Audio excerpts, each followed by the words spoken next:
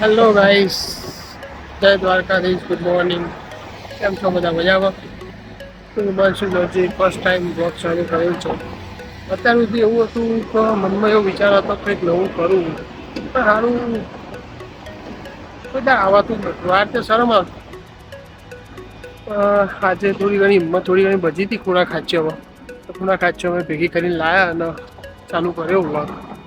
આજે આપણે તમને પહેલાં તો શિકાગોની લાઈફ આપણે કેવી રીતે અમે જીવી રહ્યા છીએ અમેરિકામાં, બધાને લાગે કે ઇન્ડિયાથી બધાને લાગે કે જબરજસ્ત લાઈફ જીવી રહ્યા છે બધા.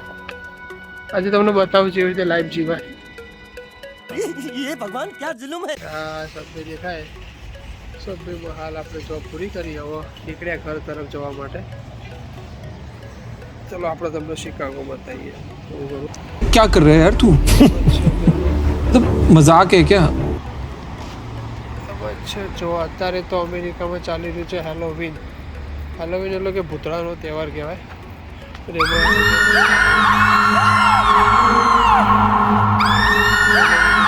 કહેવાય જેવો કે આપણે દિવાળી કહેવાય એવો તો આ પબ્લિકને હેલોવીન કહેવાય. અહીં આપણે જઈશું પહેલાં બસ સ્ટેન્ડે. બસ સ્ટેન્ડેથી બસ પકડીશું અને જો બસ નહીં આવે તો હેડ મારા ચાલતી ગાડીઓ પડવાની. હવે સામે દેખાઈ રહ્યું છે એક મેકડોનાલ્ડ, જે અમેરિકાની સૌથી મોટી ફ્રેન્ચાઇઝ. બસ સ્ટેન્ડે આવીને ફર્યા છીએ હાલ તો. મારા બસ સ્ટેન્ડ કહેવાય. જો આ એટલે આવું હોય ને તો આપણે ઊભું રહેવાનું, એટલે તો આવીને બસ ઊભું.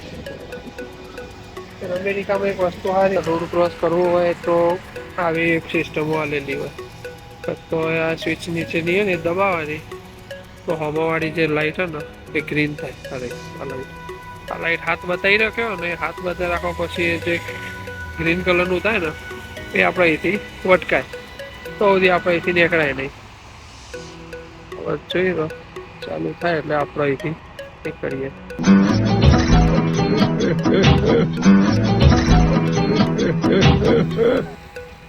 તો આપણાથી લાઈટ લીધી થઈ છે, હવે આપણે અહીંથી ક્રોસ કરી લઈએ. ક્રોસ કરી લીધો આપણે ભાઈ લોકો. હવે અહીંથી દેખાય આ ગેસ સ્ટેશન પર. અત્યાર સુધી પહેલાં હું નવો આવ્યો ને ત્યાં આ પેટ્રોલ પંપનો ગેસ પંપ કહેવાય એ મને ખબર જ નથી પડતી. પબ્લિક ગેસ છે મોટો ગેસ પંપ. જો તમારે જોવાનું હોય તો કમેન્ટમાં મેસેજ કરજો, આપણે રિપ્લાય કરીશું. ચાલતા આજે બસ સેટરડે હતો એટલે બસ કેન્સલ થયો, એટલે એના કારણે હવે આપણે નીકળીશું ચાલતા. અમે સામે છે એક 7-Eleven, જે અમેરિકાની બીજા નંબરની ફ્રેન્ચાઇઝી છે. અમેરિકામાં બહુ મોટી ફ્રેન્ચાઇઝીઓ. આ જો એક્ઝિટ કાર વોશ. અમેરિકામાં કાર વોશ એવું હોય ને ગાડી જાતે જાય, જાતે ધોઈને આવે, બીજું કશું કરવાનું જ ના હોય.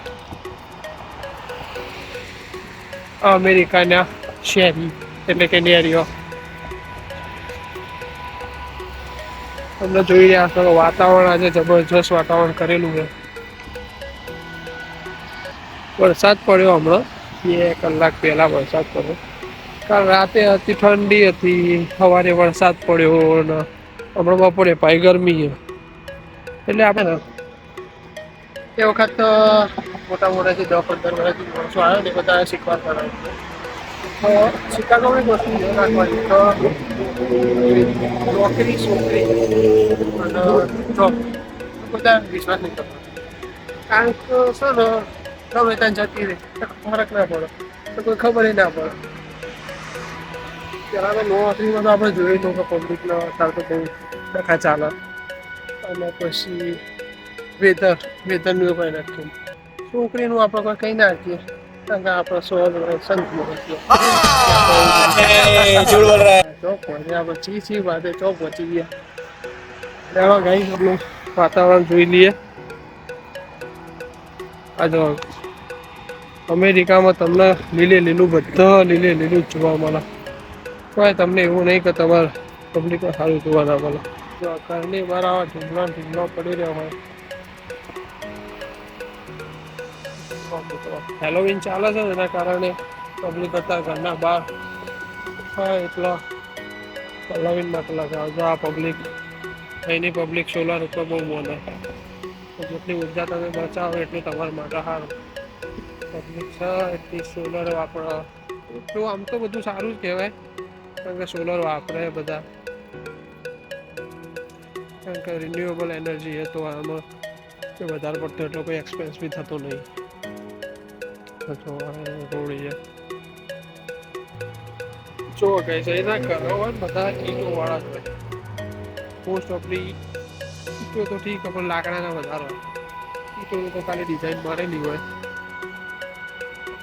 મોસ્ટ ઓફ લાકડાવાળા જ ઘરો હોય તો એનાથી બેનિફિટ વધારે થયા પબ્લિકને જો ગાઈસ હેલોવીનના કારણે આ પબ્લિકની બહાર ઢીકલો મેળેલો હવે આપણે આગળ જઈશું ગાઈસ હવે આવશે એક ચર્ચ તો ચર્ચની મુલાકાત તો આપણે નહીં લઈ શકીએ આપણે સીધા ત્યાંથી નીકળી જઈશું તમને બહારથી દર્શન કરાવી દઉં ચર્ચના અમેરિકાના ચર્ચ થોડા મોટા હોય આ દેખાઈ રહ્યું આ જે દેખાઈ રહ્યું છે ને એક આ ચર્ચ જ છે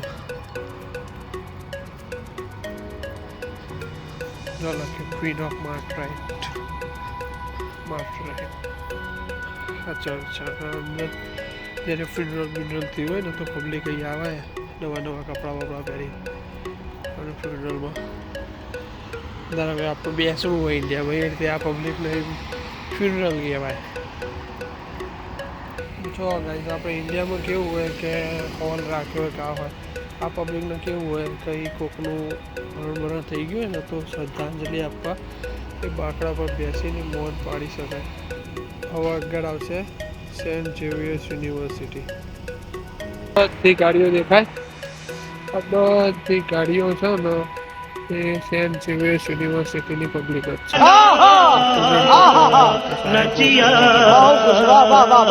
ઘરની ડાબી બાજુએ આપણે રતાળો કહીએ કે પમ્પકિન એ જો મૂકેલો રહ્યો જો જે મેં તમને હાલ બતાવી સેન્ટ ઝેવિયર્સ યુનિવર્સિટી એનો એન્ટ્રન્સ અહીંથી ગયેલો હતો અહીંથી તમે છે ને ગાડી લઈ સીધા અંદર આ બધી ગાડીઓ દેખાય સેન્ટ ઝેવિયર્સ યુનિવર્સિટીના પાર્કિંગ લોટમાં જ પડી ગઈ તો વિચાર કરો તમે કે કેટલી પબ્લિક અંદર ભણતી હશે અને ભણાવતી હશે તો ગાઈસ આ રસ્તાની બહાર ખાલી એડવર્ટાઇઝમેન્ટ માટે મારેલું સેન્ટ ઝેવિયર્સ યુનિવર્સિટી યુએસએમાં એક વસ્તુ સારું હોય કે પબ્લિક રૂલ્સનો ફોલો જબરજસ્ત કરો